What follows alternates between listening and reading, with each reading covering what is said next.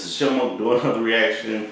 Today is Animation Monday, so we're actually checking out a best of. So this is best anime fights of spring 2022, uploaded by VinnyTube's channel. Check out VinnyTube in the descriptions below. Yeah, it's been a minute since I did a best of or a top 10 when it comes to like anime and stuff. So this was for the spring, so we get to check out what anime fights and stuff did VinnyTube think was the best for this year. So yeah, let's go ahead and check this out and see how this goes.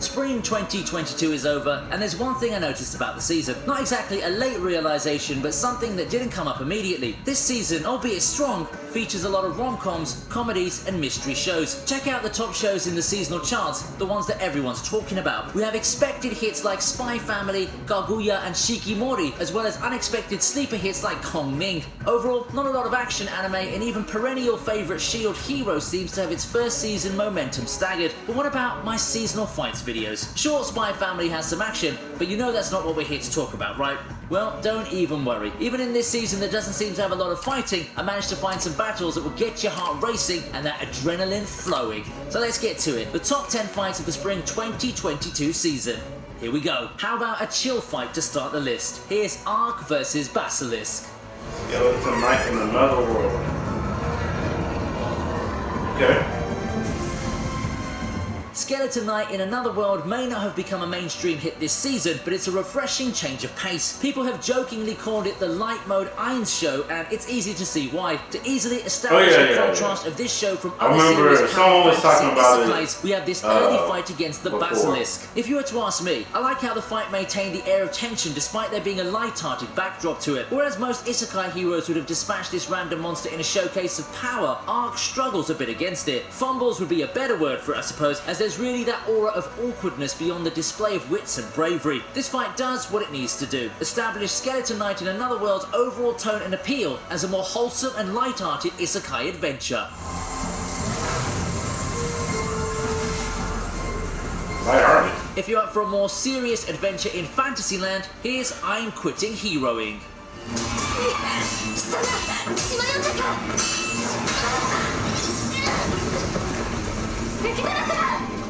I'm not gonna lie, before the season started, I'm Quitting Heroing wasn't on my watch list. However, upon taking another look at the charts and the premises of each show, I decided to give it a shot in the end. It's got an interesting and unique gimmick to separate itself from the rest of the pack, and so far, I'm liking what it's been doing with the age-old question, what happens to the hero after he's won? It's also got some great fights that the season sorely needed, such as Leo fighting the 4 generals. Bro really pulled the Aaron card for the big twist as the anime heads towards the end of its run, and it's here that we get a more direct proof of how powerful hero Leo really is. He goads them into battle, one that he knows very well that he can win without breaking a sweat. In the 4 against 1 fight, he easily shrugs off everything the generals can throw at him, all while responding in kind. The reversal of role plays into the fight so well, with how much he's gloating and brushing off everyone else. Leo really has that villain role. I like the animation for this. Don't you think? Characters and stuff. The battle versus the Spirit Tortoise is still pretty good.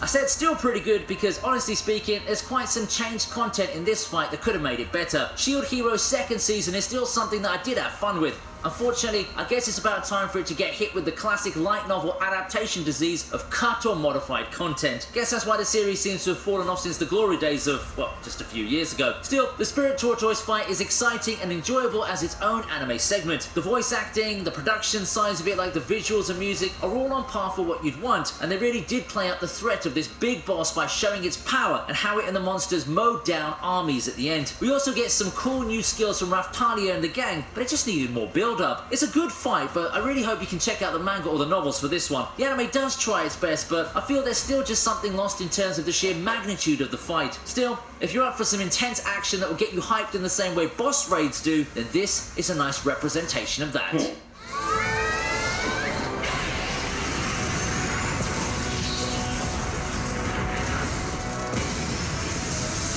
They did a crazy job on the turtle. Yeah.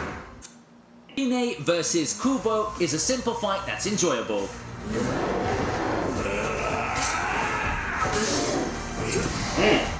I didn't expect Vampire in the Garden to be a fight-heavy series, but in the small number of episodes we had, the show still gave us an enjoyable battle between Fine and Kubo. The two already had a fight early on, but it's nothing compared to the spectacle and the decisiveness of this last one. I like the fight because it's not just a battle between two combatants. Instead, it's a clash of ideals, just as good fights must be. The two represent two opposing values and worldviews. Coexistence or hatred, only one can triumph in the end. This second fight retains the smoothness and the fluidity of the first Fine versus Kubo fight, but now adds so much to the stakes, being the climax that we all needed. It also had no shortage of drama and tension thanks to Fine's vampiric nature manifesting. The Netflix release model is a true killer for an anime's lifespan in the community consciousness. Just look at the Stone Ocean and Summertime render. Still, I implore you to watch Vampire in the Garden. It's a short 5 episodes long, but it's definitely worth the journey.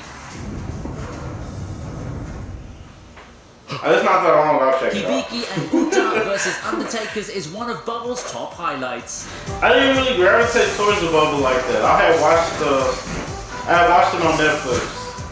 I was like, I don't know. It's a film that has quite divided public opinion. It's not controversial by any means, but the reception has been mixed to say the least. What hasn't had a mixed reception, however, is the universal agreement that it's a masterpiece in terms of visuals. The artistic style, the colour quality, the sound direction and such. I just didn't gravitate towards it like that. There's no better moment to illustrate all that than the showdown between the protagonists and the Undertakers. It's not as much of a fight than an athletic race through the skies, and with the music and ambient sounds like the people cheering, you get pulled into the moment. This, my friends, is wit at its best. Directing fast-paced fights that take the audience on a ride, a bit less figuratively in this scene as we follow the characters fly around and take the battle to the skies while the city collapses. It helps that the music adds so much to the scene, especially when the Undertakers all go after Uta. Many people have called this the best scene in the movie.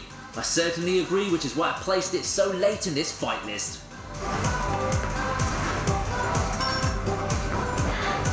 For our next fight, we have Spriggan's Yu and Jean taking on Fatman and Little Boy.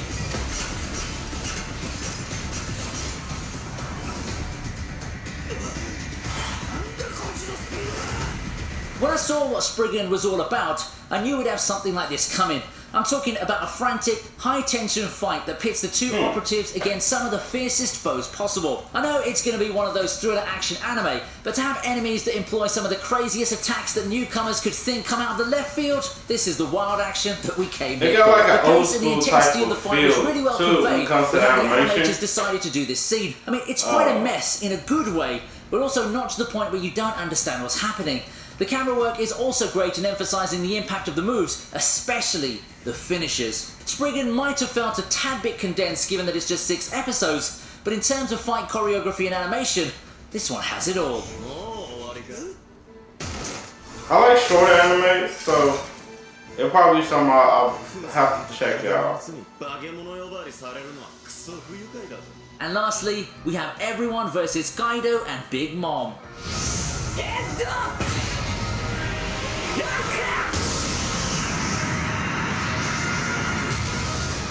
Has there been a fight in One Piece that has as much hype as this one? If we're talking about modern One Piece, I don't think anything comes close to this one. When two of the biggest and the baddest in Kaido and Big Mom finally team up, we know the world will know fear. But we know Luffy's the last person who would take it lying down, and the time's nigh for the destined showdown between this unholy alliance and the worst generation. And it's shonen goodness as we love it. It stretches for a lot of episodes, showing off a lot of growth in terms of our heroes and a lot of moments backing up the hype that Kaido and Big Mom have. They're not the toughest competition our heroes have faced so far for nothing, and they put on a spectacle for the whole stretch of episodes. But we also get a lot of cool moments from the protagonists, and seeing Luffy and Zoro take the fight to Kaido is truly a sight to behold. One Piece has had its share of hype moments year in and year out, but I don't think anything from recent memory comes close to how well this lived up to it. I can't wait to see the recent manga chapters make it to the anime, and that's something for you guys to look forward to.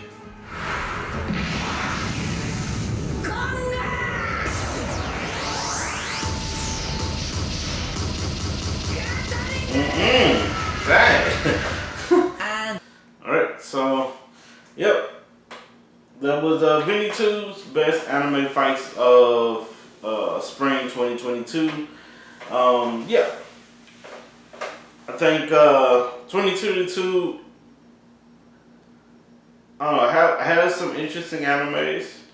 I haven't watched a lot of the new stuff that has came out this year. But I still need to check some stuff out. I'm currently still watching Spy Family. I'm trying to finish Platinum End. And also, I'm watching, I think it's Elite Classroom. I want to say it's Elite Classroom. So those are the animes I'm currently on right now. So far, I'm feeling I want to say it's Elite Classroom. I'm going to have to go back to Crunchyroll and see. But I think it's Elite Classroom. But that's what I'm watching on Crunchyroll. I'm watching Platinum End on Hulu. And I'm watching, I'm watching Spy Family on Hulu as well. I don't know what I'm going to watch after those. I get through with those three. I have to jump back on two and see some of these animes, see some of these fights. So let me know what y'all think about this in the comments below. If you like this video, please put a like on the video. If you'd like to subscribe to see some more of my videos, please do. And when you're commenting, you can also comment on your favorite animes as far as for 2022 as well. What are y'all watching? What's going on as far as that? What you think I should check out? You can let me know in the comments. But thank you all so much for jumping on and giving me a try. I really do appreciate it. Please do take care of yourselves and each other. Peace, geekdom.